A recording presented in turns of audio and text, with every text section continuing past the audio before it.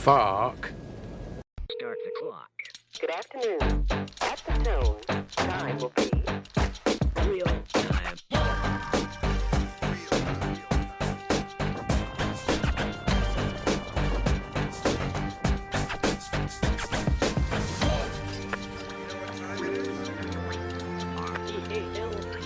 Welcome back to another episode of Supercoach Road to 50k, and whatever slim chances I had of the 50,000, completely gone after this week's performance.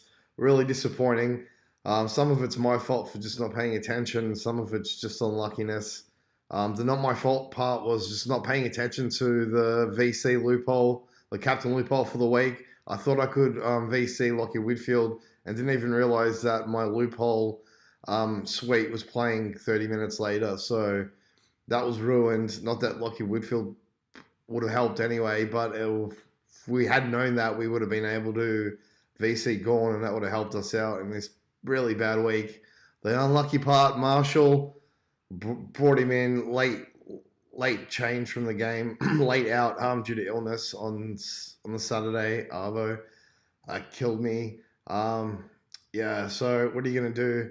Disappointing. Let's just take a look at the team and see where we went wrong this week. So trades that we made this week, just rookie trades. It was Baker in for Parker, and Baker performed 84, went up a bunch in price, which was good. And the other rookie trade we made was, the other downgrade we made was Lockhart in for Clark. Lockhart performed about at what I expected him. I don't really expect much from him, but we really needed that cash from the Clark trade because there doesn't look to be a lot of defensive rookies at the moment on the bubble.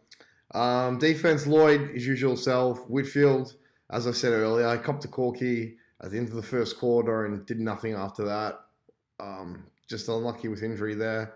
Hopefully he's all right for next week. If you don't have him, he's going to be very cheap in the next 3 weeks, and he should be one of your number one targets.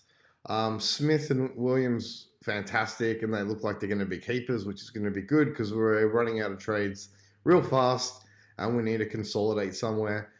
Scrimshaw, 62, Hall, 86. Dewsmer on the bench with 84. The first time I benched him, and he comes up with his highest score of 84. Sums up the week, basically. As I said, I mucked up the whole loophole. If I had any idea, it probably would have been Gorn VC'd on that Wednesday night game and 140. But I wasn't paying attention, and yeah, I thought I could do it with Whitfield, but I would have lost out anyway and had to captain Cripps. So cop it on the chin. I think Cripps, I didn't get to watch the game today. I was out with family. Sort of had it on in the background. I think he was on 50 at 3/4 time. He might have been getting tagged. And he came home to score 93. So that sort of saved me a little bit. It could have been a lot worse. McRae, kind of been down the last couple of weeks. A little bit of concern, especially at the price we bought him in for. Didn't spend that much to get 85s. He's going to really drop in price the next 3 weeks, 2-3 weeks. So if you don't have him, he's someone you should definitely target. But there's a lot of questions on the way Bevo's coaching that midfield and who's just going in there with rotations, and it's all a little bit suspect at the moment. Oliver turned up, but not a big score, which is what we brought him in for. I think most mids were down this week besides Neil. Anyway, Brayshaw, 96. Again, all the Melbourne players sort of underperforming. They're having a really disappointing year. Libba had his first real down game since maybe the first round. 71, brings his average to 104. The question is, do we hold him or do we upgrade him to like a Fife for 70k, 60k? It's real tempting to do. Libba's only averaged over 100 twice, and just 100 once, and then 110. So maybe he's coming back more down to his base of what he will average for the rest of the year, which is around that 100 mark. Brad Crouch, 85, got a stack of the ball. He just does not score well in Supercoach this year. He scored unfairly, if you ask me. That 85 should have been 100 plus. He had over 30 touches. Once again, that's out of our control how they're going to score some of these games. Like Lockie Neal was lucky to get the score that he did. and we don't have him, so that's a double kick in the nuts. Welsh down on his usual output of the last few weeks, but that's fine. He's been a gun rookie. Constable back in the Geelong side of 79, completely fine. He'll keep going up in price. The rookies there, Atkins 47. He might be time to get cold. There's not that many on the bubble though. Hayes from the Western Bulldogs is on the bubble, but I'm really not sure about his job security. I think he will get dropped in the next 1 or 2 rounds. So I'll be reluctant to bring him in. Stack's been great, 72, and Scott got dropped this week. The Rock's gone, 145 was fantastic on that Anzac Day game. O'Brien, 88. We brought him in for Goldie, and that's worked out a treat. What we've done with the cash is a completely different story, but that trade's worked out a treat. I'd rather have those points on the field than on the bench. Obviously, not having Brody's hurting, but our plan is to get him in after his bye, and we'll stick to that for the moment. The forward line, Dangerfield, as I said, I was out all day, so I was just sort of looking at the scores, and he was real low most of the day, and he came flying home in that last quarter to finish at 94. Heaney bid down on his usual output, a 74. Kelly, 86.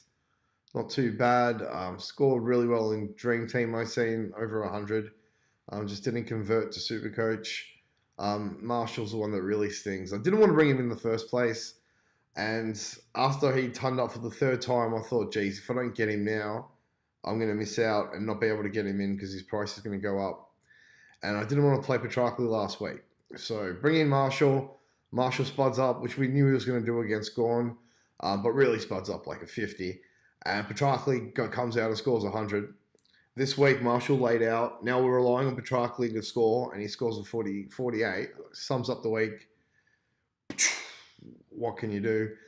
Drew down on his usual output. And Baker, the new recruit, did really well with an 84. And yeah, Petrarca on the bench with 48, whose score plays for me. And Bolter, who's pretty hopeless, 31. So what are we looking to do? Let's go defense. We're going to leave it for the moment. I think we've got 4 keepers there. The 2 players that eyeing off that I think complete the top 6, pretty standard. It's Hearn and Sicily are the 2 that we're hunting for. Hearn's going to be out of our price range after this week. He's going to shoot up to over 600,000. And because our defense is pretty set at the moment, I'm happy to wait for that. Sicily's an option to get in this week. He's going to shoot up in price soon too. He's got a couple more weeks before he gets to 600. I think he'll be about the 550 mark this week. So if you're looking to bring him in this week, it's not a bad time. And as I said, if you don't have Lockie Whitfield in 3 weeks' time, he's going to be primed to be brought into the team. Our midfield's where we're dropping lots of points. Cripps, obviously, great. McRae, not really having a great couple of weeks, but overall an average of 115, so that's fine. Oliver's been down, Brayshaw down, Libber. I got 5. I'll bring him in this week. It's 5 for Boak, basically. They're the 2 players that I'm looking at, and Josh Kelly.